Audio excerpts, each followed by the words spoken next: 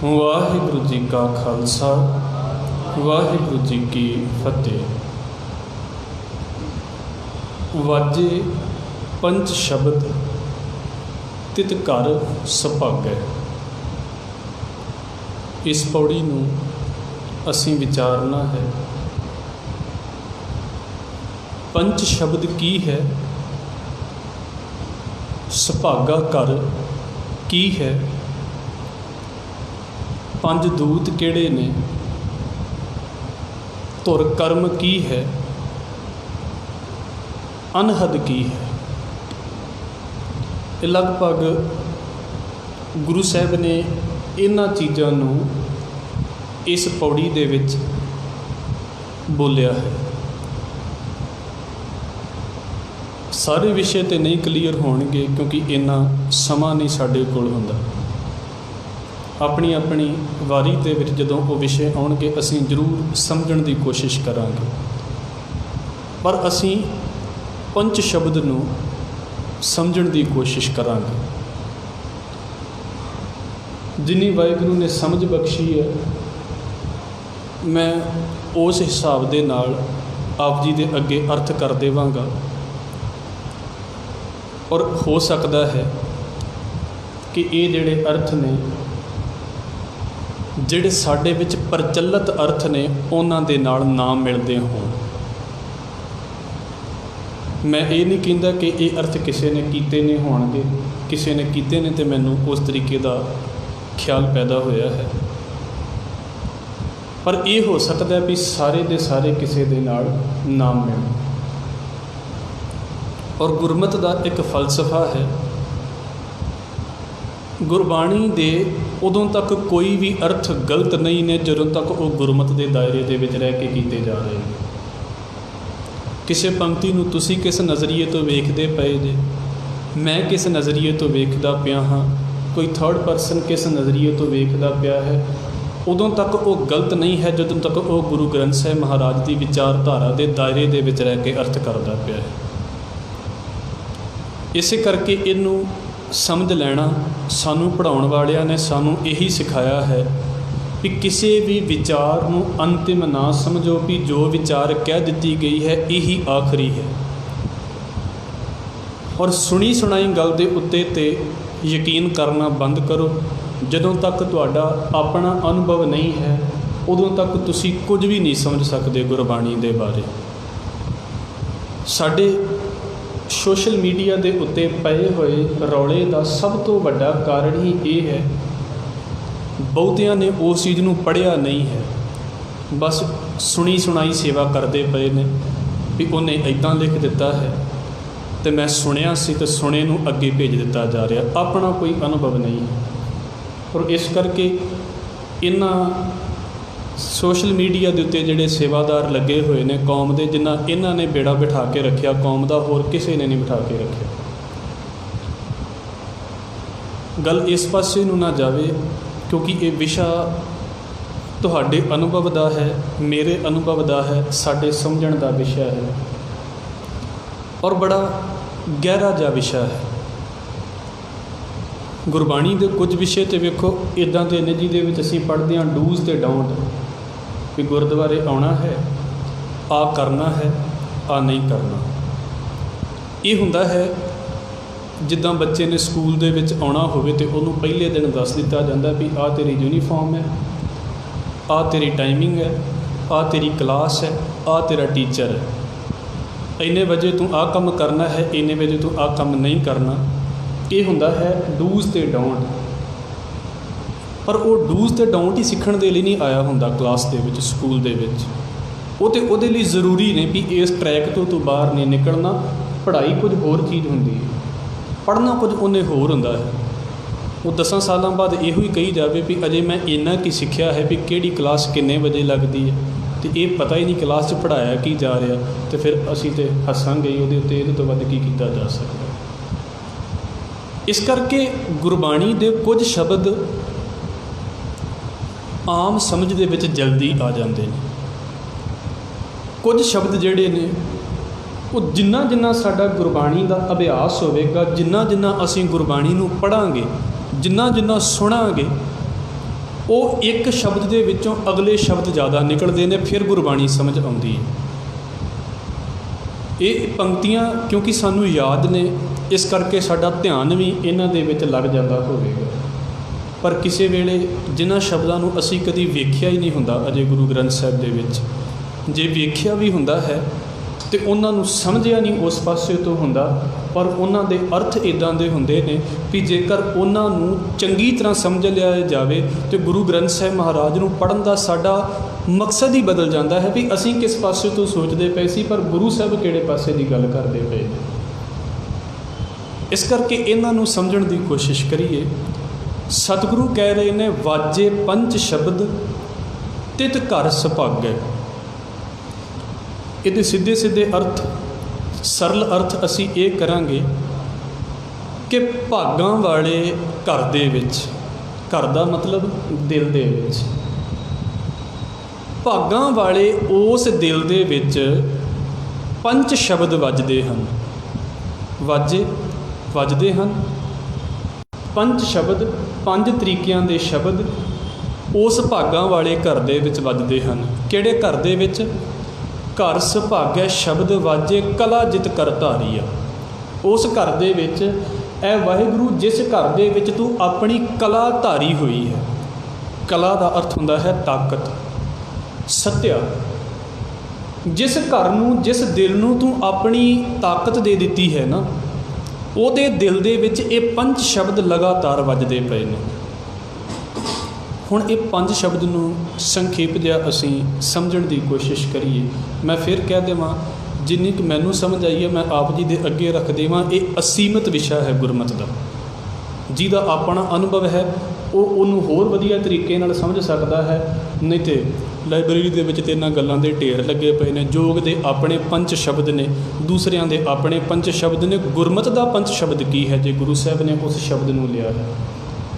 ਪਹਿਲੀ ਗੱਲ ਤਾਂ ਇਹ ਹੈ, ਗੁਰਬਾਣੀ ਕਾਵਿ ਦੇ ਵਿੱਚ ਲਿਖੀ ਗਈ ਹੈ, ਕਵਿਤਾ ਰੂਪ ਦੇ ਵਿੱਚ ਲਿਖੀ ਗਈ ਹੈ। ਦੋ ਤਰੀਕੇ ਦੀ ਰਚਨਾ ਹੁੰਦੀ ਹੈ, ਇੱਕ ਹੁੰਦੀ ਹੈ ਪੋਇਟਰੀ ਅਤੇ ਇੱਕ ਹੁੰਦੀ ਹੈ ਪ੍ਰੋਜ਼। ਇੱਕ ਹੁੰਦੀ ਹੈ ਵਾਰਤਕ ਅਤੇ ਇੱਕ ਹੁੰਦੀ ਹੈ ਕਵਿਤਾ। ਗੁਰਬਾਣੀ ਕਵਿਤਾ ਦੇ ਵਿੱਚ ਲਿਖੀ ਗਈ ਹੈ, ਇਸ ਕਰਕੇ ਇਹਦਾ ਕੀਰਤਨ ਕੀਤਾ ਜਾ ਸਕਦਾ ਹੈ। ਹੁਣ ਜੇ ਕੀਰਤਨ ਕੀਤਾ ਜਾ ਸਕਦਾ ਹੈ ਤਾਂ ਸੋਚੋ, ਜਿਸ ਬਾਣੀ ਦਾ ਕੀਰਤਨ ਗੁਰੂ ਨਾਨਕ ਸਾਹਿਬ ਮਹਾਰਾਜ ਕਰਦੇ ਨੇ, ਜਿਸ ਬਾਣੀ ਦੀ ਕੀਰਤਨ ਦੇ ਵਿੱਚ ਭਾਈ ਮਰਦਾਨਾ ਰਬਾਬ ਵਜਾ ਰਿਹਾ ਹੈ, ਜਿਸ ਬਾਣੀ ਨੂੰ ਕੀਰਤਨ ਕਰਦਿਆਂ ਗੁਰੂ ਅਰਜਨ ਸਾਹਿਬ ਸੱਚੇ ਪਾਤਸ਼ਾਹ ਸਰੰਦਾ ਵਜਾਉਂਦੇ ਨੇ, ਜਿਸ ਬਾਣੀ ਦਾ ਕੀਰਤਨ ਕਰਦਿਆਂ ਗੁਰੂ ਗੋਬਿੰਦ ਸਿੰਘ ਮਹਾਰਾਜ ਤਾਊਸ ਵਜਾਉਂਦੇ ਨੇ, ਇਹ ਉਹ ਗੁਰਮਤਿ ਦੇ ਸਾਜ਼ ਨੇ ਜਿਹੜੇ ਗੁਰਮਤਿ ਦੇ ਵਿੱਚ ਵੱਜਦੇ ਨੇ। ਅਸੀਂ ਇਹਨਾਂ ਨੂੰ ਕਲੀਅਰ ਕਰਾਂਗੇ ਅੱਗੇ। ਅਤੇ ਉਹ ਸਤਿਗੁਰੂ ਆਪਣੇ ਮੂੰਹ ਤੋਂ ਬਾਣੀ ਨੂੰ ਗਾ ਵੀ ਰਹੇ ਹੋਣ ਅਤੇ ਨਾਲ ਸਾਜ਼ ਵੀ ਵਜਾ ਰਹੇ ਹੋਣ, ਅਤੇ ਉਸ ਲੈਵਲ ਦਾ ਕੀਰਤਨ ਸੋਚ ਕੇ ਵੇਖਿਓ ਵੀ ਉਹ ਕੀਰਤਨ ਕਿਸ ਲੈਵਲ ਦੇ ਉੱਤੇ ਹੋ ਰਿਹਾ ਹੋਵੇਗਾ। ਹੁਣ ਇਹ ਤਾਂ ਅਨੁਭਵ ਕੀਤਾ ਜਾ ਸਕਦਾ ਹੈ, ਮੈਂ ਦਿਖਾ ਤਾਂ ਸਕਦਾ ਨਹੀਂ ਵੀ ਕੀਰਤਨ ਕਿਵੇਂ ਦਾ ਹੁੰਦਾ। ਇੱਕ ਕਿਤਾਬ ਲਿਖੀ ਹੈ ਡਾਕਟਰ ਬਲਵੀਰ ਸਿੰਘ ਹੋਣਾ ਨੇ, ਡਾਕਟਰ ਮਨਪ੍ਰੀਤ ਸਿੰਘ ਹੋਣੀ ਜਦੋਂ ਇੱਥੇ ਆਏ ਸੀ ਉਹਨਾਂ ਨੇ ਵੀ ਜ਼ਿਕਰ ਕੀਤਾ ਸੀ, ਲੰਮੀ ਨਦਰ। ਉਹਦੇ ਵਿੱਚ ਇੱਕ ਰਬਾਬੀ ਦਾ ਜ਼ਿਕਰ ਕਰਦੇ ਨੇ ਉਹ ਸ਼ੁਰੂ ਦੇ ਵਿੱਚ। ਉਹ ਕਹਿੰਦੇ ਵੀ ਇੱਦਾਂ ਦੀ ਰਬਾਬ ਵਜਾਉਂਦਾ ਸੀ ਵੀ ਚਾਹੁੰਦਾ ਸੀ ਅਤੇ ਹੱਸਦੇ ਬੰਦਿਆਂ ਨੂੰ ਰਵਾਉਣਾ ਸ਼ੁਰੂ ਕਰ ਸਕਦਾ ਸੀ, ਇੰਨੀ ਤਾਕਤ ਸੀ ਉਹਦੇ ਇੰਸਟਰੂਮੈਂਟ ਵਜਾਉਣ ਦੇ ਵਿੱਚ। ਉਹ ਚਾਹੁੰਦਾ ਸੀ ਅਤੇ ਰੋਂਦਿਆਂ ਨੂੰ ਵੀ ਹਸਾ ਸਕਦਾ ਸੀ, ਇੰਨੀ ਤਾਕਤ ਸੀ ਉਹਦੀ ਰਬਾਬ ਦੇ ਵਿੱਚ। ਇਹ ਕਲਾ ਹੈ, ਕਲਾਕਾਰਾਂ ਦੇ ਕੋਲ ਹੁੰਦੀ ਹੈ। ਠੀਕ ਹੈ, ਜਿਨ੍ਹਾਂ ਨੇ ਆਪਣੀ ਜ਼ਿੰਦਗੀ ਇੱਕ ਤਾਰ ਦੇ ਦੁਆਲੇ ਘੁਮਾ ਦਿੱਤੀ ਹੈ। ਸਾਡੇ ਲਈ ਕੀ ਹੈ? ਸਾਡੇ ਲਈ ਰਬਾਬ, ਸਾਡੇ ਲਈ ਦਿਲਰੁਬਾ, ਸਾਡੇ ਲਈ ਉਹ ਚੀਜ਼ਾਂ ਐਵੇਂ ਚਾਰ ਕੁ ਤਾਰਾਂ ਵਾਲਾ ਸੰਦ ਹੈ ਵੀ ਚਾਰ ਸਟਰਿੰਗ ਲੱਗੀਆਂ ਨੇ ਤਾਂ ਬਸ ਉਹਦੇ ਉੱਤੇ ਹੱਥ ਮਾਰੀ ਜਾਂਦੇ ਨੇ। ਉਹਨਾਂ ਚਾਰ ਤਾਰਾਂ ਦੇ ਦੁਆਲੇ ਉਹਨਾਂ ਨੇ ਆਪਣੀ ਜ਼ਿੰਦਗੀ ਘੁਮਾ ਦਿੱਤੀ ਹੈ। ਹੁਣ ਉਹ ਚਾਰ ਤਾਰਾਂ ਨਹੀਂ ਬੋਲਦੀਆਂ ਪਈਆਂ, ਉਹਨਾਂ ਦੀ ਜ਼ਿੰਦਗੀ, ਉਹਨਾਂ ਦਾ ਤਜਰਬਾ, ਉਹਨਾਂ ਦਾ ਸਾਰਾ ਕੁਝ ਉਹਨਾਂ ਚਾਰ ਤਾਰਾਂ ਦੇ ਵਿੱਚੋਂ ਨਿਕਲਦਾ ਪਿਆ ਹੈ। ਕੀ ਹੈ ਸਾਜ਼? ਵੇਖਣ ਨੂੰ 2 ਫੁੱਟ 2.5 ਫੁੱਟ, ਇਹਦੇ ਤੋਂ ਵੱਧ ਕੀ ਸਾਜ਼ ਹੈ? ਪਰ ਜਦੋਂ ਉਹ ਬੋਲਦਾ ਹੈ ਅਤੇ ਉਹਨਾਂ ਨੇ ਲਿਖਿਆ ਹੈ ਵੀ ਰੋਂਦਿਆਂ ਨੂੰ ਹਸਾਉਣ ਦੀ ਤਾਕਤ ਅਤੇ ਹਸਾਉਣ ਵਾਲਿਆਂ ਨੂੰ ਰਵਾਉਣ ਦੀ ਤਾਕਤ। ਉਹਨੂੰ ਕਹਿੰਦੇ ਵੀ ਕਿਸੇ ਵੇਲੇ ਕਿਸੇ ਬੰਦੇ ਨੇ ਸੱਦ ਲਿਆ ਵੀ ਤੂੰ ਸਾਡੀ ਮਹਿਫਿਲ ਦੇ ਵਿੱਚ ਆ ਕੇ ਗਾਈ, तो जिद्दां दे उहदे कपड़े सी उन्हें बहुता परवाह नहीं की। उन्होंने पता सी कि मैं गाउण आया, कपड़े तो मैं विखाउण नहीं आया। उहदे नाल लोकां ने उहदे कपड़े वेख के तो बड़ा मजाक किया भी ये किद्दां दे कपड़े पा के आ गया। तो उत्थे जदों उन्हें वेख्या भी लोग मेरे वाल वेख के हੱਸਦੇ पए ने, कलाकार सी, उन्हें अपना साज वजाउणा शुरू कर दिता। जदों उन्हें साज वजाया तो जिहड़े उत्थे बैठे सी उहदे साज दे वाल खिंचे गए तो कुछ समय बाद सारे ही सौ गए। जो लिखिया है सारे ही सौ गए। तो वह जान लगा, एक चिट्ठी लिख के गया कि तुसीं मैनूं सद्दिया, मैं तुहानूं हसाया भी, तुहानूं रवाया भी, तो हुण मैं तुहानूं सवा के ते वापस जा रहा। सिर्फ ये 4 तारां दा कमाल है, 4 तारां दा कमाल। ये तो आम जे बंदियां दी गल है। आम बंदे साडे नालों तो बड़े उच्चे ने। तुसीं ये सोचो जिदन बाबा मरदाना किते रबाब वजाउंदा होवेगा, गुरु नानक साहब गाउंदे होणगे तो किहो जिहा माहौल बन जाता होवेगा, इमैजिन किया जा सकता बस। और एवें नहीं, भाई गुरदास साहब के बोल वेखो किन्ने भारे ने। सुन मुन नगरी भई वेख पीर पया हैराना, सारे पासे शांति, चुप करो तो रबाब सुनो, चुप करो तो बस आवाज़ सुनो। सी इदां हुंदा ना किसी वेले एक जिहड़ी चीज़ दे वल साडा ध्यान चला गया, आले दुआले रौला पै रहा होवे तो असीं की कह दिता, बंद करो सारा शोर, उन्होंने सुनो वो की करदा पिया है। आसे पासे सारी सुन है, चुप है सारे पासे, कोई शोर नहीं। सुन मुन नगरी पई, सारे पासे चुप, वेख पीर पया हैराना, पीर हैरान हो गया। वेख्या ध्यान लगाए कर एक फकीर वड्डा मस्ताना। वो चंगी तरह वेखदा भी आह किहड़ा मस्ताना फकीर है। पता कौन सी? 2 जने, तुहानूं पता ही है। एक बाबा अकाल रूप, दूजा रबाबी मरदाना। जिहड़ा है ही आप अकाल दा रूप है, जदों वो कुछ बोलदा होवेगा तो उहदे बोलां 'च किन्नी ताकत होवेगी। ये मैं इस करके कह रहा, गुरबाणी काव 'च लिखी गई है तो उस काव नूं समझण दी सानूं एक समझ होनी चाहिए है। कीर्तन सुनन दा भी एक लैवल है, कीर्तन समझण दा भी एक लैवल है। असीं उहनूं कल्ला ट्यूनां दे विच सीमित नहीं रख सकते। तुसीं अज तो 30 साल पहलां दा, 40 साल दा कीर्तन सुन के वेख लो, रिकॉर्डिंग पईयां होईयां ने। अज दे कीर्तन दे नालों टोटली डिफरेंट है। कोई बहुती दौड़ भज नहीं उस कीर्तन दे विच, कोई बहुती तेजी नहीं। क्लासीकल भी है, ये कोई शक नहीं, पर बड़ा टिकाव वाला, शब्द प्रधान, बहुत वधिया। गायकी भी बड़े कमाल दी, पर कीर्तन भी बड़े कमाल दा। असी ये नहीं कहांगे भी अज की हो रहा तो कल की हो रहा, वो साडा विषय नहीं है। पर असल दे विच कीर्तन सुनना जिहड़ा है वो दिमाग दे नालों दिल दा ज़्यादा काम है। तुसी दिल दे नाल कीर्तन सुनदे जिहड़ा तुहाडा दिल नेड़े हो जाता है। घर सुभागा किदों बनता है? जदों तुहाडा दिल नेड़े हो गया। वैसे 5 शब्द के जिहड़े अखरी अर्थ कीते ने प्रोफैसर साहब सिंह हुणां ने भी कीते ने ते भाई कान सिंह नाभा हुणां ने भी कीते ने। हुण गुरबाणी कीर्तन दे विच है तो कीर्तन करन दे लई इंस्ट्रूमेंट वरते जाते हैं। अजकल तो साडे सामने सौखा ही है भी हारमोनीयम है तो तबला है, इन्हां दोवां की चीज़ों का सानूं पता है। पर 5 शब्द असल दे विच 5 तरीक़िਆਂ ਦੇ इंस्ट्रूमेंट ਦੇ ਲਈ ਜਿਹੜਾ है वो शब्द वरतिया गया है। वो साज जिन्हां दे विचों कुछ साज ਜਿਹੜੇ ਹੁੰਦੇ ਨੇ ਉਹ ਤਾਰ ਦੇ ਨਾਲ ਵੱਜਦੇ ਨੇ, ਜਿਨ੍ਹਾਂ ਦੀ ਸਟ੍ਰਿੰਗ ਹੁੰਦੀ ਹੈ। मतलब सितार ਤੁਸੀਂ ਵੇਖੋਗੇ ਉਹਨੂੰ ਵੀ ਤਾਰ है। ਸਤਾਰ ਤੋਂ ਬਾਅਦ ਕੁਝ ਉਹ ਜਿਹੜੇ ਜਿਨ੍ਹਾਂ ਦੇ ਉੱਤੇ ਚਮੜਾ ਮੜਿਆ ਹੁੰਦਾ ਹੈ, ਜਿੱਦਾਂ ਤਬਲਾ ਹੈ ਦੋਵੇਂ ਗਾਇਕੀ ਦੇ ਕੰਮ ਆ ਰਹੇ ਨੇ। फिर वो कुछ वो ने जिन्हों के मैटल यूज़ की होंगी है, धात वरती जाती है। जिदा तुसी वेखोगे किते मंदिर दे विच कोई घंटा वजदा पिया है, वो की है? वो सारी मैटल है। इत्थे तुसी वेखदे जे कीर्तन दे विच वो किसी वेले नाल खड़तालां वजाईयां जा रही ने, वो की है? वो धात दी साउंड है। उहदे विचों कुछ साज इदां दे ने जिन्हां साजां दे विच हवा तो आवाज़ लई जाती है। मतलब उन्हां दे विच स्पेस हुंदा है, उन्हां साजां दे विच उन्हां दे उत्ते हत्थ वजदा है तो उन्हां दे विचों साउंड निकलदा है। जिद्दां पुराने गायकी दे विच तुसीं वेखोगे तो घड़ा आदिक वर्गे जिहड़े साज हुंदे ने, वो घड़ा हुंदा है मिट्टी दा तो वो पकाया इदां हुंदा भी उहदे विचों साउंड निकलदा है। घड़ा एज ए इंस्ट्रूमेंट भी यूज़ किया जाता है। फिर कुछ हुंदे ने जिहड़े हवा दे नाल वजदे ने, जिद्दां बंसरी वगैरह। ਹੁਣ ਬੁਰਾ ਨਾ, ਕਿਉਂਕਿ ਸਾਡੀ ਕੌਮ ਹਰ ਪਾਸੇ ਨੂੰ ਦੂਸਰੇ ਪਾਸੇ ਤੋਂ ਜ਼ਿਆਦਾ ਗੱਲ ਫੜ ਲੈਂਦੀ ਹੈ। ਮੈਂ ਤਾਂ ਇਹਨੂੰ ਇੱਦਾਂ ਸੋਚਦਾ ਪਿਆ ਹਾਂ ਕਿ ਸਾਡੇ ਦੇਸ਼ ਦੇ ਵਿੱਚ ਨਾ ਕੁਝ ਬੰਦਿਆਂ ਦੇ ਨਾਲ ਕੁਝ ਚੀਜ਼ਾਂ ਜੋੜ ਦਿੱਤੀਆਂ ਗਈਆਂ ਨੇ ਵੀ ਜਿੱਦਾਂ ਦੀ ਆਹ ਬੰਦਾ ਚੀਜ਼ ਵਜਾਉਂਦਾ ਹੈ ਉੱਦਾਂ ਦੀ ਹੋਰ ਕਿਸੇ ਨੂੰ ਵਜਾਉਣੀ ਹੀ ਨਹੀਂ ਆਉਂਦੀ। ਅਤੇ ਦੁਨੀਆ ਆਮ ਉਦਾਹਰਨ ਦੇ ਦਿੰਦੀ ਹੈ ਵੀ ਜੇ ਇਹ ਗਾਉਂਦਾ ਹੈ ਤਾਂ ਦੁਨੀਆ ਕਹਿ ਦਿੰਦੀ ਹੈ ਜੀ ਇਹ ਤਾਨਸੇਨ ਵਾਂਗੂ ਗਾਉਂਦਾ ਹੈ। ਹੁਣ ਕਿਸੇ ਨੇ ਸੁਣਿਆ ਤਾਂ ਨਹੀਂ ਵੀ ਤਾਨਸੇਨ ਕਿਵੇਂ ਦਾ ਗਾਉਂਦਾ, ਪਰ ਗਾਇਕੀ ਪੱਕੇ ਤੌਰ 'ਤੇ ਤਾਨਸੇਨ ਦੇ ਨਾਲ ਜੁੜ ਗਈ ਵੀ ਜੇ ਵਧੀਆ ਗਾ ਰਿਹਾ ਹੈ ਤਾਂ ਇਹ ਤਾਨਸੇਨ ਦੇ ਵਾਂਗੂ ਗਾ ਰਿਹਾ ਹੋਵੇਗਾ। ਜੇ ਅਸੀਂ ਕਲੀਅਰ ਕਰ ਸਕੀਏ ਇਸ ਗੱਲ ਨੂੰ। ਤੇ ਹੁਣ ਇੱਦਾਂ ਦੀ ਗੱਲ ਹੈ, ਸਾਡੀ ਗੁਰਮਤਿ ਦੇ ਵਿੱਚ ਇੱਦਾਂ ਦੇ ਸੰਸਥਾ, ਇੱਦਾਂ ਦੀਆਂ ਇੰਸਟੀਟਿਊਸ਼ਨ ਹੋਣੀਆਂ ਚਾਹੀਦੀਆਂ ਸੀ ਜਿੱਥੇ ਰਬਾਬੀ ਸਿੰਘ ਕਮਾਲ ਦੇ ਨਿਕਲਦੇ। ਘੱਟੋ ਘੱਟ ਸਾਨੂੰ ਇਸ ਗੱਲ ਦਾ ਮਾਣ ਹੁੰਦਾ ਵੀ ਜਿਨ੍ਹਾਂ ਵੱਲ ਵੇਖ ਕੇ ਅਸੀਂ ਇਹ ਕਹਿ ਸਕਦੇ ਵੀ ਜੇ ਕਿਤੇ ਬਾਬਾ ਮਰਦਾਨਾ ਰਬਾਬ ਵਜਾਉਂਦਾ ਹੋਵੇਗਾ ਅਸੀਂ ਸੁਣਿਆ ਤਾਂ ਨਹੀਂ, ਪਰ ਜਦੋਂ ਤੈਨੂੰ ਸੁਣਦੇ ਹਾਂ ਤਾਂ ਸਾਨੂੰ ਇੰਝ ਲੱਗਦਾ ਜਿੱਦਾਂ ਬਾਬਾ ਮਰਦਾਨਾ ਰਬਾਬ ਵਜਾ ਰਿਹਾ ਹੋਵੇ। ਇੱਦਾਂ ਦੇ ਰਬਾਬੀ ਸਿੰਘ ਹੋਣੇ ਚਾਹੀਦੇ ਸੀ ਸਾਡੇ ਵਿੱਚ। ਚਲੋ ਉਹਨਾਂ ਦੀ ਕੇਅਰ ਵੀ ਹੋਣੀ ਚਾਹੀਦੀ ਹੈ, ਉਹ ਵੱਖਰੀ ਗੱਲ ਹੈ, ਪਰ ਕਿੰਨੇ ਕੁ ਜਾਣੇ ਨੇ ਜਿਹੜੇ ਇਸ ਤਰੀਕੇ ਦੀ ਰਬਾਬ ਵਜਾ ਸਕਦੇ ਨੇ? ਮੈਂ ਨਹੀਂ ਕਹਿੰਦਾ ਹੈ ਨਹੀਂ ਨੇ, ਜਿੰਨਾ ਕੁ ਉਹਨਾਂ ਦਾ ਧਿਆਨ ਰੱਖਿਆ ਜਾ ਰਿਹਾ ਹੈ ਉਹਨਾਂ ਕੁ ਤੇ ਉਹ ਵਧੀਆ ਵਜਾ ਰਹੇ ਨੇ, ਸਗੋਂ ਉਹਦੇ ਤੋਂ ਹੈ ਨੇ। ਹੁਣ ਜਿਹਦੇ ਵੱਲ ਵੇਖ ਕੇ ਇਹ ਭੁਲੇਖਾ ਪੈਂਦਾ ਹੋਵੇ ਵੀ ਇਹਦੀ ਰਬਾਬ ਜਿਹੜੀ ਹੈ ਬੜੇ ਕਮਾਲ ਦੀ ਹੈ, ਅਤੇ ਰਬਾਬ ਦਾ ਨਾਮ ਅਸੀਂ ਕਿਹਦੇ ਨਾਲ ਜੋੜ ਦਿੱਤਾ ਹੋਵੇਗਾ ਵੀ ਇਹ ਭਾਈ ਮਰਦਾਨੇ ਵਰਗੀ ਰਬਾਬ ਵਜਾਉਂਦਾ ਹੋਵੇਗਾ। ਫਿਰ ਜਦੋਂ ਕਿਤੇ ਬੰਸਰੀ ਦੀ ਗੱਲ ਆਉਂਦੀ ਹੈ ਤਾਂ ਅਸੀਂ ਕਹਿੰਦੇ ਹਾਂ ਜੀ ਕ੍ਰਿਸ਼ਨ ਵਰਗੀ ਬੰਸਰੀ ਨਹੀਂ ਕੋਈ ਵਜਾ ਸਕਦਾ।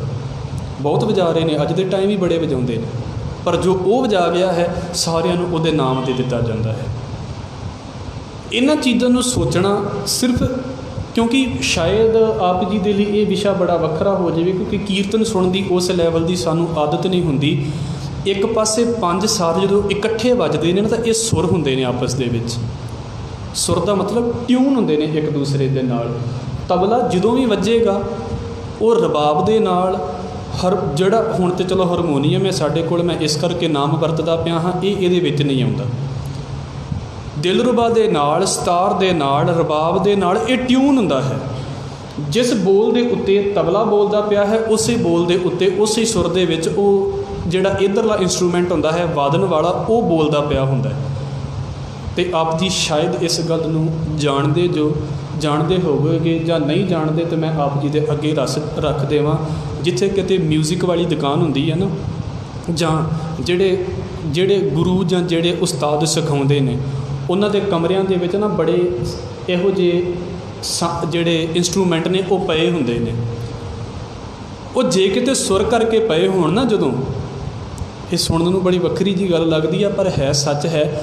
ਉਹ ਜਿਹੜੇ ਭਾਵੇਂ ਉਹ ਦੀਵਾਰ ਦੇ ਉੱਤੇ ਲੱਗੇ ਨੇ, ਭਾਵੇਂ ਉਹਨਾਂ ਨੇ ਨੀਚੇ ਉੱਦਾਂ ਹੀ ਰੱਖੇ ਪਏ ਨੇ, ਜਦੋਂ ਉਹ ਸੁਰ ਨੇ ਅਤੇ ਜਿਹੜਾ ਹੱਥ ਦੇ ਵਿੱਚ ਵੱਜਦਾ ਹੋਇਆ ਇੰਸਟਰੂਮੈਂਟ ਹੈ, ਸਾਜ਼ ਹੈ, ਜਦੋਂ ਉਹ ਵੱਜਦਾ ਹੈ ਦੂਸਰੇ ਆਪਣੇ ਆਪ ਹੀ ਆਵਾਜ਼ ਕਰਨ ਲੱਗ ਪੈਂਦੇ ਨੇ ਨਾਲ, ਉਹ ਆਪਣੇ ਆਪ ਹੀ ਆਵਾਜ਼ ਦੇਣ ਲੱਗ ਪੈਂਦੇ ਨੇ। ਇਹ ਕਿਹਨੇ ਕਰ ਦਿੱਤਾ ਹੈ? ਉਹ ਆਪਣੇ ਆਪ ਹੀ ਟਿਊਨ ਹੋ ਜਾਂਦੇ ਨੇ। ਵੱਜ ਇਹ ਰਿਹਾ ਹੈ, ਆਵਾਜ਼ ਉਹਨਾਂ ਦੇ ਵਿੱਚੋਂ ਵੀ ਨਿਕਲਦੀ ਹੈ, ਟਿਊਨ ਉਹਨਾਂ ਦੇ ਵਿੱਚੋਂ ਵੀ ਨਿਕਲਦੀ ਹੈ। ਤੁਸੀਂ ਸੌਖਾ ਵੇਖ ਲੈਣਾ, ਇੱਧਰੋਂ ਹਾਰਮੋਨੀਅਮ ਸੁਰ ਸਾਜ਼ ਹੁੰਦਾ ਹੈ, ਤਬਲਾ ਆਪਣੇ ਆਪ ਹੀ ਕੰਪਨ ਕਰਨ ਲੱਗ ਪੈਂਦਾ ਹੈ। ਜੇ ਅਸੀਂ ਇੰਨੇ ਮਹੀਨ ਰੂਪ ਦੇ ਵਿੱਚ ਇਸ ਸੰਗੀਤ ਨੂੰ ਸਮਝਦੇ ਹਾਂ ਤਾਂ ਸੰਗੀਤ ਆਪਣੇ ਆਪ ਹੀ ਵਾਈਬ੍ਰੇਸ਼ਨ ਦੇ ਵਿੱਚ ਚਲਾ ਜਾਂਦਾ ਹੈ ਇੱਕ ਸਾਜ਼ ਤੋਂ ਦੂਸਰੇ ਸਾਜ਼ ਦੇ ਵਿੱਚ।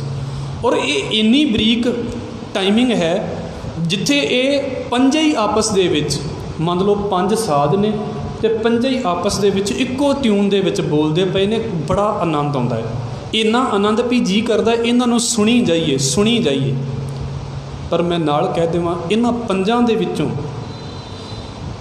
ਨੈਨੋ ਸੈਕਿੰਡ ਦੇ ਫਰਕ ਦੇ ਨਾਲ ਵੀ ਕੋਈ ਅੱਗੇ ਪਿੱਛੇ ਵੱਜੇ ਨਾ ਬੇਸੁਰਾ ਹੋ ਜਾਂਦਾ। ਜਿੱਦਾਂ ਆਰਮੀ ਵਾਲੇ ਪਰੇਡ ਕਰਦੇ ਨੇ ਨਾ, ਇਹ ਤਾਂ ਸਮਝਾਉਣ ਦਾ ਤਰੀਕਾ ਹੈ। ਮੈਨੂੰ ਲੱਗਦਾ ਵੀ ਮੈਂ ਇੱਦਾਂ ਦੱਸ ਸਕਦਾ ਹੋਵਾਂ। ਆਪ ਜੀ ਨੇ ਚਲੋ ਸੰਗੀਤ ਵਾਲਾ ਪਾਸਾ ਤਾਂ ਥੋੜ੍ਹਾ ਜਿਹਾ ਮਹੀਨ ਹੈ, ਨਹੀਂ ਅਸੀਂ ਸਮਝ ਪਾਉਂਦੇ। ਆਰਮੀ ਕਿਸੇ ਵੇਲੇ ਪਰੇਡ ਕਰਦੀ ਹੈ ਨਾ, ਤਾਂ ਤੁਸੀਂ ਵੇਖੋ ਇੱਕੋ ਟਾਈਮ ਉਹਨਾਂ ਦਾ ਪੈਰ ਜਿਹੜਾ ਹੈ ਉਹ ਜ਼ਮੀਨ ਦੇ ਉੱਤੇ ਆਉਂਦਾ, ਇੱਕੋ ਟਾਈਮ।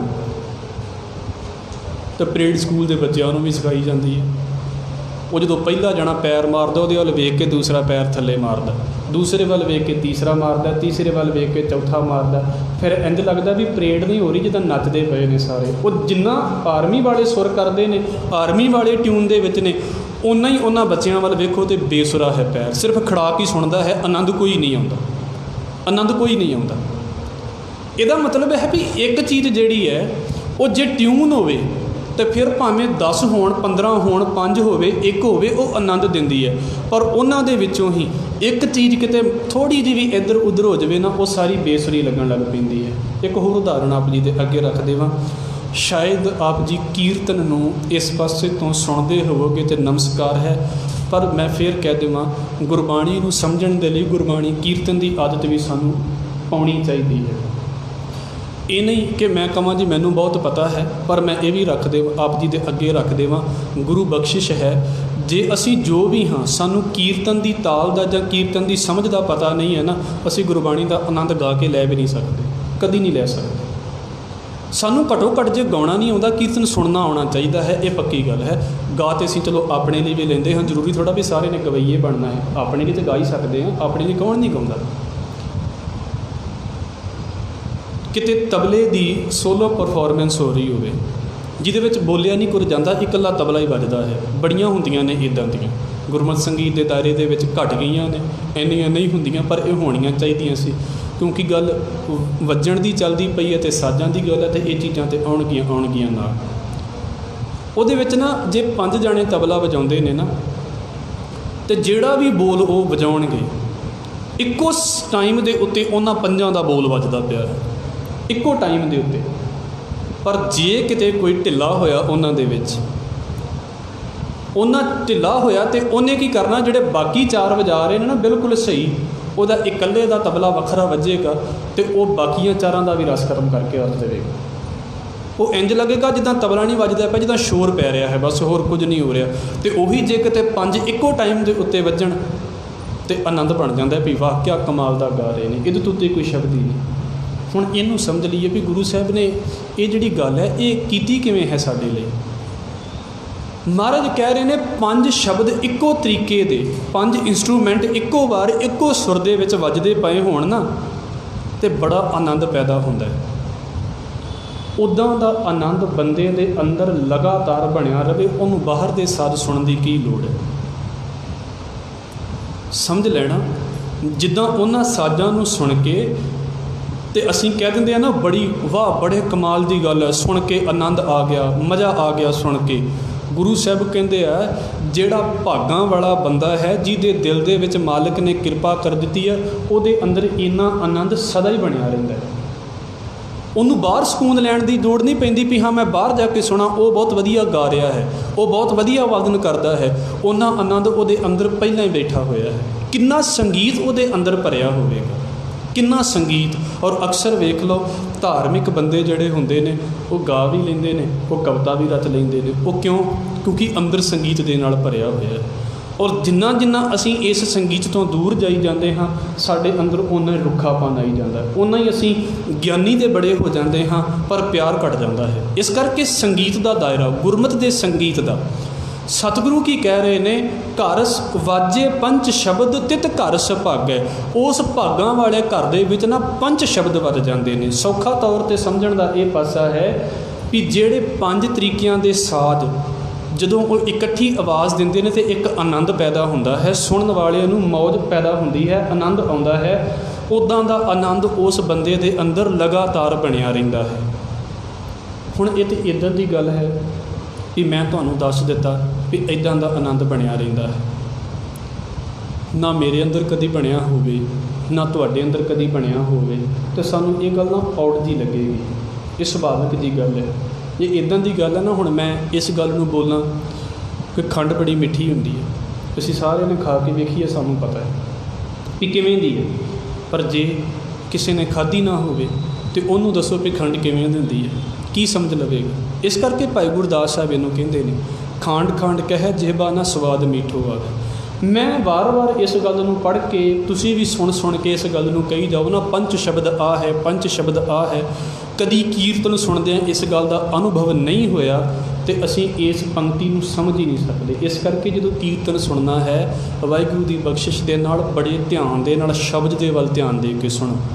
एवें गल्ली बाती कीर्तन का टाइम ना करिए भी हाँ कोई नहीं वो करते पे ने। कीर्तन करने वाले भी समझ हो भी कीर्तन किस लैवल पर किया जाता है, कीर्तन सुनने वाले भी समझ हो भी कीर्तन किस लैवल पर किया जाता है। ये फिर गुरबाणी कीर्तन होंदा है। नहीं तो गाए सोने आखे मीचे पाईया ना परम बद, ਉਹਦੇ ਨਾਲ कोई फर्क नहीं पैंदा। गायबो बजायबो सुनाएबो ना कछू तैसे, गुर उपदेश बिन त्रिग चतुराई के। वो अखां बंद कर करके करी जा रहा, उन्होंने लैवल का नहीं पता। वो अखां बंद कर करके सुनी जा रहा, उन्होंने सुनते लैवल का नहीं पता। भाई गुरदास कहते चतराइयाँ खेड़ियाँ जा रही ने, होर कुछ नहीं किया जा रहा। इस करके नमस्कार है उन्होंने जिन्होंने कीर्तन सुनना आ गया तो जिन्होंने कीर्तन करना आ गया। वाजे पंच शब्द तित घर सुभागै, वो भागां वाला घर हो गया। असी भागां वाला घर किनू मनते हाँ? उस नूं जिन्हें जिंदगी दे विच बड़ा कुछ इकट्ठा कर लिया तो बड़ा कुछ इकट्ठा करदिआं दिल की रौनक सारी गवा ली। उन्होंने तबला सुनदा इंज लगता है एवें रौला पा रहे, उन्होंने हारमोनीयम सुनदा उन्होंने दिलरुबा सुनदा इदां लगता है ये तो एवें बस कंन खा रहा है। मैनूं समझ नहीं लगती भी बंदे करन की आए ने दुनिया के विच, जिन्होंने किसी का चलता होया ब्रश इंज लगता भी ये तो एवें लीका मारते पे गए। क्योंकि ये आर्ट होंदे ने, कुछ बच्चे दे अंदर वो आर्ट होंदा है। मुख तौर के उत्ते ना 4 आर्ट होंदे ने, जिन्हां दे विचों 2 तो गुरमत ने बड़े वड्डे लैवल के उत्ते अपनाए हुए हैं। तुसीं वेखोगे नचना एक आर्ट है, नृत्य एक आर्ट है, गुरमत का दायरा नहीं है। ये मैं बेनती करदा हां, गुरमत दे विच नचण का विधान नहीं है, पर एक आर्ट है। पेंटिंग एक आर्ट है, जिस बंदे दे पल्ले है उही हो सकता है। तो जिन्हों पेंटिंग की समझ नहीं है ਉਹਦੇ ਤੇ हाल वेखो तुसीं की है, उन्होंने तो इंज लगता भी ये सारा दिन ब्रश के नाल हथ लबेड़ी फिरदे ने, उन्होंने की समझ उन्होंने लिए इहो चीज़ है। वो शायद ज्ञानी जसवंत सिंह परवाना होना ने गल बोली सी, वो कहते कोई पिकासो की पेंटिंग जिहड़ी सी वो पुट्ठी लटका के बैठा होया सी। हुण उहदी समझ वेखो, जिहड़ा हुण पिकासो जिहड़ा है वो बड़े कमाल का आर्टिस्ट है तो वही पेंटिंग पुट्ठी लटका के बैठा है। तो तुसीं वेखो भी इदां दी गल ना भी सामने स्क्रीन लगी, सानूं तो पता भी सीधी है तो पुट्ठी कर दो तो की हाल होवेगा। सानूं किन्नी की समझ होवेगी उस पेंटिंग के बारे, जिहड़ा पिकासो की पेंटिंग पुट्ठी रख के बैठा है, उल्टी रख के बैठा है। इदां दी समझ हुंदी है बंदियां दी। गुरबाणी कीर्तन का भी दायरा उन्हां दा इदां दा है, लागे साज वजेगा ये तो कंध खा रहे हैं, तबला वजदा है उन्हां दे सिर पीड़ होण लग पैंदी है। महाराज कहते ने इन्ना कुछ होवे जिंदगी दे विच ते इहो जिहा आर्ट ही ना होवे। ये तो एवें इदां दी गल है भी सुक्की इट वर्गी जिंदगी है, बस सख्त ने होर कुछ भी नहीं, पत्थर ने बस, कोई कोमलता नहीं जिंदगी दे विच। वाजे पंच शब्द शब्द तित घर सुभागै, उस भागां वाले घर दे विच पंच शब्द वजदे ने, भाव कि संगीतक आनंद पैदा होंदा है। किहड़ा? कला वाजे पंच शब्द तित घर सुभागै, घर सुभागै शब्द वाजे कला जित कर धारी। जिस घर दे विच ए वाहिगुरू तू अपनी सत्या टिकाई हुई है। इत्थे ते पंच शब्द गुरु साहब ने वरत्या है ना। असी क्योंकि सानू किते कोई वहम पा देवे भी तुसी अखां बंद करो, तुसी अपने सारे साह नूं रोको, बड़े ध्यान दे नाल तुसी चौकड़ी मार के बैठो तो तुहानूं तुहाडे अंदरों एक साउंड सुनना शुरू हो जाएगा। इदां दा ख्याल गुरमत दा नहीं है, ये जोग मत दा हो सकता है, होर किसी का हो सकता। सानू उहदे नाल मतलब नहीं भी तुसी अखां बंद करो तुहानूं अंदरों आवाज़ सुनेगी, अंदरों उही सुनेगा जिहड़ा बाहरों इहदे अंदर पाया गया।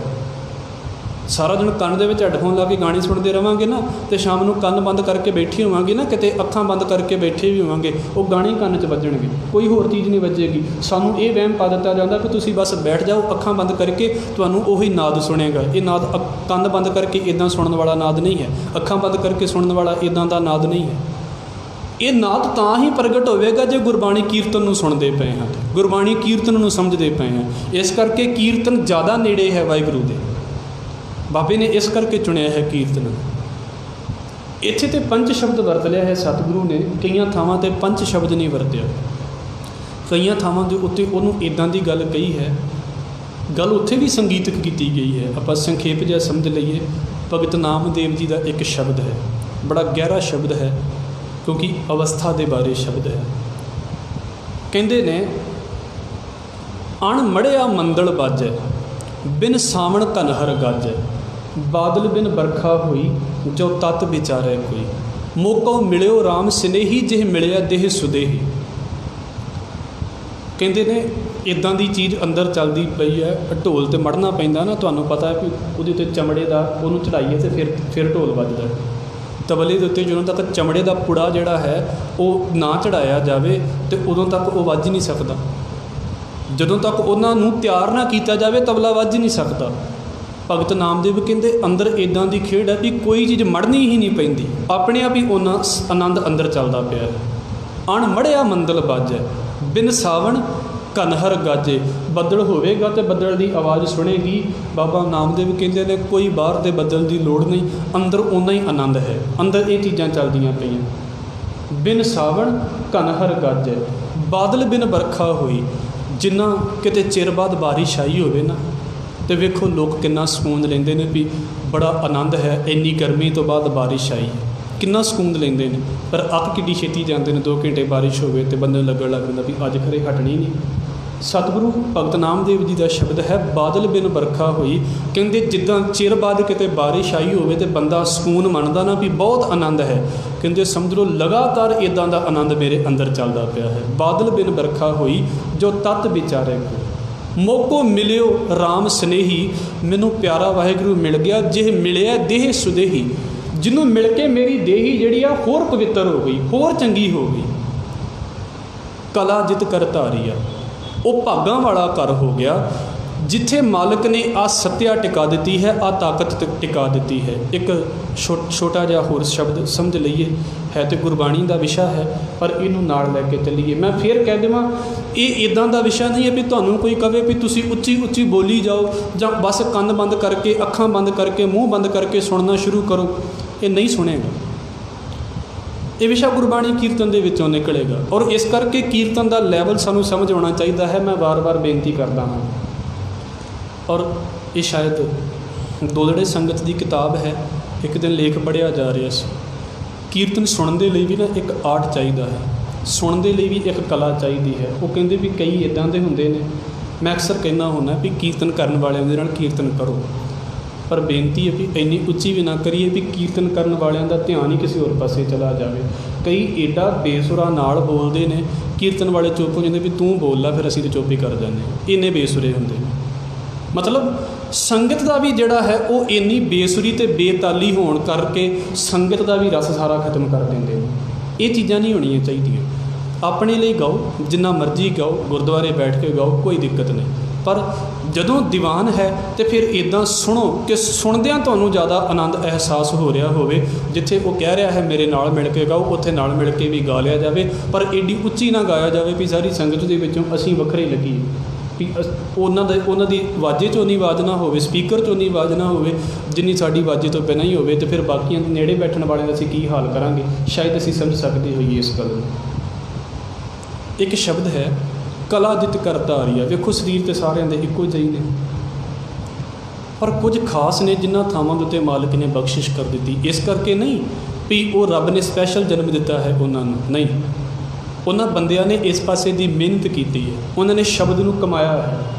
ਅਤੇ ਬੈਠੇ ਰਹੀਏ ਸਾਰੀ ਜ਼ਿੰਦਗੀ ਗੁਰਦੁਆਰੇ, ਕੋਈ ਫਰਕ ਨਹੀਂ ਪੈਂਦਾ ਇਹਨਾਂ ਗੱਲਾਂ ਦੇ ਨਾਲ। ਉਹਨਾਂ ਬੰਦਿਆਂ ਨੇ ਸ਼ਬਦ ਨੂੰ ਕਮਾਇਆ ਹੈ।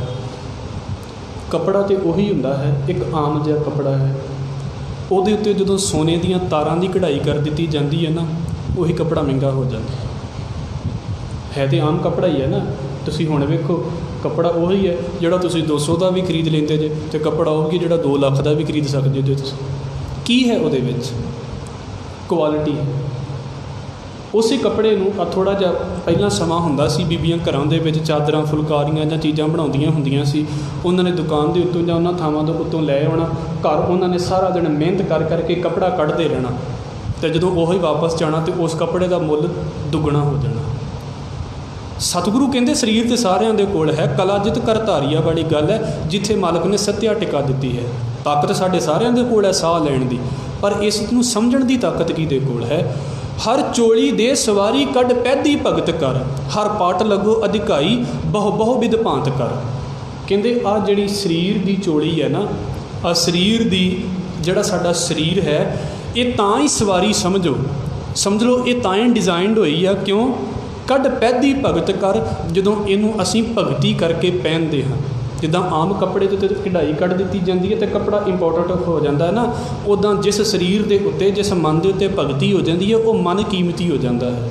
ਮੋਕੋ ਮਿਲਿਓ ਰਾਮ ਸਨੇਹੀ, ਜੇ ਮਿਲਿਆ ਦੇਹ ਸੁਦੇਹੀ, ਘਰ ਸੁਭਾਗੈ ਸ਼ਬਦ ਵਾਜੇ, ਕਲਾ ਜਿਤ ਕਰ ਧਾਰੀਆ, ਪੰਚ ਦੂਤ ਤੁਧ ਵਸ ਕੀਤੇ। ਉੱਤੇ ਪੰਜ ਸ਼ਬਦ ਸੀ, ਇੱਥੇ ਪੰਚ ਦੂਤ ਨੇ। ਪੰਜ ਸ਼ਬਦ ਦਾ ਮਤਲਬ ਹੈ ਸੰਗੀਤਕ ਆਨੰਦ, ਸੁਣਨ ਦਾ ਆਨੰਦ। ਪੰਜ ਦੂਤ ਦਾ ਅਰਥ ਹੈ ਪੰਜ ਵਿਕਾਰ, ਕਾਮ, ਕ੍ਰੋਧ, ਲੋਭ, ਮੋਹ, ਹੰਕਾਰ। ਗੁਰਬਾਣੀ ਦੇ ਵਿੱਚ ਪੰਜਾਂ ਦਾ ਰਿਸ਼ਤਾ ਬੜੀਆਂ ਥਾਵਾਂ ਦੇ ਉੱਤੇ ਆਇਆ ਹੈ। ਪੰਜ ਗੁਣ ਵੀ ਹੁੰਦੇ ਨੇ, ਸਤ, ਸੰਤੋਖ, ਦਇਆ, ਧਰਮ, ਧੀਰਜ। ਪੰਜ ਸੁਭਾਅ ਵੀ ਹੁੰਦੇ ਨੇ, ਜਿਹਦੇ ਵਿੱਚ ਰੂਪ, ਰਸ, ਗੰਧ, ਸ਼ਬਦ, ਸਪਰਸ਼ ਇਹ ਆ ਜਾਂਦੇ ਨੇ। ਪੰਜ ਇੰਦਰੇ ਵੀ ਸਾਡੇ ਮੰਨੇ ਜਾਂਦੇ ਨੇ, ਪੰਜ ਗਿਆਨ ਇੰਦਰੇ, ਪੰਜ ਕਰਮ ਇੰਦਰੇ। ਇਸ ਕਰਕੇ ਪੰਚ ਦੂਤ ਦਾ ਮਤਲਬ ਹੈ ਪੰਜ ਵਿਕਾਰ। ਪੰਚ ਦੂਤ ਤੁਧ ਵਸ ਕੀਤੇ, ਤੂੰ ਵਸ ਦੇ ਵਿੱਚ ਕਰ ਲੈ। ਕਾਲ ਕੰਟਕ ਮਾਰਿਆ, ਮੌਤ ਦਾ ਡਰ ਉਸ ਬੰਦੇ ਦੇ ਅੰਦਰੋਂ ਐ ਵਾਹਿਗੁਰੂ ਤੂੰ ਕੱਢ ਦਿੱਤਾ। ਕਿਹਦੇ ਘਰ ਦੇ ਵਿੱਚੋਂ? ਜਿਹਦੇ ਘਰ ਦੇ ਵਿੱਚ ਆਨੰਦ ਚੱਲਦਾ ਪਿਆ, ਜਿਹਦੇ ਘਰ ਦੇ ਵਿੱਚ ਗੁਰਬਾਣੀ ਕੀਰਤਨ ਨੂੰ ਸੁਣ ਕੇ, ਗੁਰਬਾਣੀ ਨੂੰ ਸਮਝ ਕੇ ਦਾਤਾਰ ਕਹਿੰਦੇ ਨੇ ਆਨੰਦ ਹੈ, ਉਹਦੀ ਥਾਂ 'ਤੇ ਮੌਤ ਦਾ ਡਰ ਕਿੱਥੇ ਆ ਸਕਦਾ ਹੈ? ਉਹ ਤਾਂ ਗਾ ਰਿਹਾ ਹੈ। ਪੰਚ ਦੂਤ ਤੁਧ ਵਸ ਕੀਤੇ, ਕਾਲ ਕੰਟਕ ਮਾਰਿਆ, ਧੁਰ ਕਰਮ ਪਾਇਆ, ਤੁਧ ਜਿਨ ਕੋ ਸੇ ਨਾਮ ਹਰਿ ਕੈ ਲਾਗੇ। ਜਿਨ੍ਹਾਂ ਨੂੰ ਤੂੰ ਧੁਰ ਤੋਂ ਕਰਮ ਪਾਇਆ ਹੋਇਆ ਸੀ। ਇਹਦੇ ਅਰਥ ਕਈ ਪਤਾ ਕੀ ਕਰਦੇ ਨੇ, ਵੀ ਜਿੱਦਾਂ ਸਕ੍ਰਿਪਟ ਲਿਖੀ ਗਈ ਹੈ ਅਤੇ ਅਸੀਂ ਬਸ ਉਹਨੂੰ ਪਲੇ ਕਰਨੀ ਆਏ ਹਾਂ। ਕਈ ਇੱਦਾਂ ਸਮਝਦੇ ਨੇ, ਉਹ ਸੋਚਦੇ ਨੇ ਵੀ ਜੇ ਕੋਈ ਗਲਤ ਕੰਮ ਵੀ ਕਰਦਾ ਪਿਆ ਹੈ ਅਤੇ ਉਹ ਪਹਿਲਾਂ ਲਿਖਿਆ ਪਿਆ ਸੀ, ਇਸ ਕਰਕੇ ਉਹਨੇ ਕਰ ਦਿੱਤਾ। ਜੇ ਕੋਈ ਚੰਗਾ ਕਰਦਾ ਪਿਆ ਹੈ, ਉਹ ਪਹਿਲਾਂ ਲਿਖਿਆ ਹੋਇਆ ਸੀ, ਇਸ ਕਰਕੇ ਕਰਦਾ ਪਿਆ ਹੈ। ਪਰ ਅਸਲ ਦੇ ਵਿੱਚ ਇੱਦਾਂ ਦੀ ਗੱਲ ਨਹੀਂ ਹੈ। ਅਸੀਂ ਜੋ ਹੁਣ ਕਰਦੇ ਪਏ ਹਾਂ ਨਾ, ਇਹਨੇ ਸਾਡਾ ਅਗਲਾ ਲਿਖ ਦੇਣਾ ਹੈ। ਜੇ ਬਾਬਾ ਫਰੀਦ ਇਸ ਗੱਲ ਨੂੰ ਕਹਿੰਦੇ ਨੇ ਨਾ ਵੀ ਜੇ ਤਾਂ ਸਾਰਾ ਕੁਝ ਲਿਖਿਆ ਗਿਆ ਹੈ, ਫਿਰ ਤਾਂ ਅਸੀਂ ਕਿਸੇ ਨੂੰ ਕਹਿ ਹੀ ਨਹੀਂ ਸਕਦੇ ਕੁਝ। ਕੋਈ ਕਿਸੇ ਬੰਦੇ ਨੂੰ ਮਾਰ ਕੇ ਤੇ ਬੜਾ ਸੌਖਾ ਕਹਿ ਸਕਦਾ ਵੀ ਭਾਈ ਮੇਰੇ ਤਾਂ ਕਰਮਾਂ 'ਚ ਲਿਖਿਆ ਗਿਆ ਸੀ ਵੀ ਤੈਨੂੰ ਮਾਰਨਾ ਸੀ, ਮੇਰੇ ਤਾਂ ਕਰਮਾਂ 'ਚ ਲਿਖਿਆ ਸੀ ਵੀ ਤੂੰ ਮਰਨਾ ਹੈ, ਫਿਰ ਤਾਂ ਬੜਾ ਸੌਖਾ ਕੰਮ ਹੈ। ਕੋਈ ਕਿੱਦਾਂ ਦੀਆਂ ਵੀ ਗਲਤੀਆਂ ਕਰੇ ਅਤੇ ਬਾਅਦ ਦੇ ਵਿੱਚ ਕਹਿ ਜਾਵੇ ਜੀ ਮੇਰੇ ਤਾਂ ਕਰਮਾਂ 'ਚ ਹੀ ਇਹ ਗੱਲ ਲਿਖੀ ਸੀ। ਨਹੀਂ, ਕਰਮ ਤਿਆਰ ਹੁੰਦੇ ਨੇ। ਅਸੀਂ ਜੋ ਕਰਦੇ ਹਾਂ ਨਾ, ਉਹ ਹੁਣ ਤਿਆਰ ਹੋ ਰਹੇ ਨੇ। ਅੱਜ ਤੋਂ 5 ਦਿਨਾਂ ਬਾਅਦ, ਅੱਜ ਤੋਂ 10 ਦਿਨਾਂ ਬਾਅਦ ਫਲ ਦੇਣੇ ਸ਼ੁਰੂ ਕਰ ਦੇਣਗੇ। ਹੋ ਸਕਦਾ ਅਗਲੇ ਸੈਕਿੰਡ ਦੇ ਵਿੱਚ ਹੀ ਫਲ ਦੇ ਦੇਣ। ਇਸ ਕਰਕੇ ਮਹਾਰਾਜ ਕਹਿ ਰਹੇ ਨੇ, ਧੁਰ ਕਰਮ ਪਾਇਆ, ਜਿਹਦੇ ਉੱਤੇ ਤੂੰ ਬਖਸ਼ਿਸ਼ ਕਰ ਦਿੱਤੀ। ਔਰ ਬਖਸ਼ਿਸ਼ ਸਾਰੇ ਕਰਮਾਂ ਤੋਂ ਵੱਡੀ ਹੈ। ਜਿੱਦਾਂ ਮਾਂ ਪਿਓ ਦੇ ਨਾਲ ਕਿਤੇ ਬੱਚਾ ਲੜ ਕੇ ਗਿਆ ਹੋਵੇ, ਬੱਚਾ ਦੂਰ ਬੈਠਾ ਜ਼ਹਿਰ ਕੱਢੀ ਜਾ ਰਿਹਾ, ਮੈਂ ਇੱਦਾਂ ਕਰ ਦੇਣਾ, ਮੈਂ ਉੱਦਾਂ ਕਰ ਦੇਣਾ। ਮਾਂ ਪਿਓ ਇਹੋ ਹੀ ਸੋਚੀ ਜਾਂਦੇ ਨੇ, ਇਹਨੂੰ ਘਰ ਆ ਲੈਂਦੇ ਫਿਰ ਦੱਸਾਂਗੇ, ਇਹਦੇ ਨਾਲ ਆਹ ਵੀ ਹਿਸਾਬ ਕਿਤਾਬ ਕਰ ਲੈਣਾ, ਇਹਦੇ ਨਾਲ ਆਹ ਵੀ ਗੱਲ ਕਰ ਲੈਣੀ। ਜਦੋਂ ਘਰ ਆਇਆ ਬੱਚਾ, ਦੋਵਾਂ ਨੇ ਕੋਈ ਗੱਲ ਹੀ ਨਹੀਂ ਕੀਤੀ। ਕੀ ਹੋ ਗਿਆ? ਕੋਈ ਹਿਸਾਬ ਕਿਤਾਬ ਨਹੀਂ। ਮਾਂ ਪਿਓ ਨੇ ਫਿਰ ਸੋਚਿਆ ਚੱਲ ਕੋਈ ਨਹੀਂ, ਬੱਚਾ ਹੈ, ਅੱਗੇ ਤੋਂ ਨਹੀਂ ਇੱਦਾਂ ਕਰੇਗਾ, ਅੱਗੇ ਤੋਂ ਵੇਖ ਲਵਾਂਗੇ। ਇਹਦਾ ਮਤਲਬ ਹੈ ਹਿਸਾਬ ਕਿਤਾਬ ਤੋਂ ਉੱਤੇ ਬਖਸ਼ਿਸ਼ ਆ ਗਈ। ਉਹਨਾਂ ਨੇ ਬਖਸ਼ ਦਿੱਤਾ ਵੀ ਜਾ ਛੱਡਤਾ, ਤੈਨੂੰ ਕੁਝ ਨਹੀਂ ਕਹਿੰਦੇ। ਹਜ਼ੂਰ ਕਹਿੰਦੇ ਨੇ ਇਸ ਬੰਦੇ ਦੇ ਅੰਦਰ ਹਾਲਤ ਉਹਦੀ ਬਣਦੀ ਹੈ ਇਸ ਤਰ੍ਹਾਂ ਦੀ, ਧੁਰ ਕਰਮ ਪਾਇਆ ਤੁਧ ਜਿਨ ਕੋ, ਜਿਨ੍ਹਾਂ ਦੇ ਉੱਤੇ ਤੂੰ ਧੁਰ ਤੋਂ ਕਰਮ ਪਾਇਆ ਹੈ, ਸੇ ਨਾਮ ਹਰਿ ਕੈ ਲਾਗੇ। ਉਹ ਨਾਮ ਦੇ ਵਿੱਚ ਲੱਗਦੇ ਨੇ, ਉਹ ਗੁਰਬਾਣੀ ਕੀਰਤਨ ਨੂੰ ਸਮਝਦੇ ਨੇ, ਉਹ ਗੁਰਬਾਣੀ ਪੜ੍ਹਨ ਨੂੰ ਸਮਝਦੇ ਨੇ। ਕਹੈ ਨਾਨਕ ਤਹ ਸੁਖ ਹੋਗਾ, ਤਿਤ ਘਰ ਅਨਹਦ ਵਾਜੇ। ਸਤਿਗੁਰੂ ਕਹਿੰਦੇ ਉਸ ਹਿਰਦੇ ਦੇ ਵਿੱਚ ਸੁੱਖ ਹੈ, ਉਸ ਘਰ ਦੇ ਵਿੱਚ ਅਨਹਦ ਹੈ। ਅਨਹਦ ਜਿਹਦੀ ਕੋਈ ਹੱਦ ਹੀ ਨਹੀਂ ਹੈ। ਇਹਨੂੰ ਅਸੀਂ ਅੱਗੇ ਜਾ ਕੇ ਕਿਸੇ ਦਿਨ ਵਿਚਾਰਾਂਗੇ। ਗੁਰੂ ਬਖਸ਼ਿਸ਼ ਦੇ ਨਾਲ ਬੜਾ ਸੰਖੇਪ ਜਿਹਾ ਵਿਸ਼ਾ ਹੈ, ਪਰ ਬੜਾ ਗਹਿਰਾ ਵਿਸ਼ਾ ਹੈ। ਆਪ ਜੀ ਦੇ ਅੱਗੇ ਰੱਖਣ ਦੀ ਕੋਸ਼ਿਸ਼ ਕੀਤੀ ਹੈ, ਜਿੱਦਾਂ ਦਾ ਵੀ ਆਪ ਜੀ ਦੇ ਅੱਗੇ ਪੇਸ਼ ਕਰ ਸਕਿਆ ਹਾਂ। ਮਾਲਕ ਨੇ ਜਿੰਨੀ ਸਮਝ ਦਿੱਤੀ ਹੈ, ਮੈਂ ਆਪ ਜੀ ਦੇ ਅੱਗੇ ਰੱਖਣ ਦੀ ਕੋਸ਼ਿਸ਼ ਕੀਤੀ ਹੈ। ਮੇਰੇ ਪਾਸੋਂ ਬੋਲਦਿਆਂ ਹੋਈਆਂ ਭੁੱਲਾਂ ਦੀ ਖਿਮਾ। ਫਤਿਹ ਨਾਲ ਸਾਂਝ ਪਾਓ ਜੀ। ਵਾਹਿਗੁਰੂ ਜੀ ਕਾ ਖਾਲਸਾ, ਵਾਹਿਗੁਰੂ ਜੀ ਕੀ ਫਤਿਹ।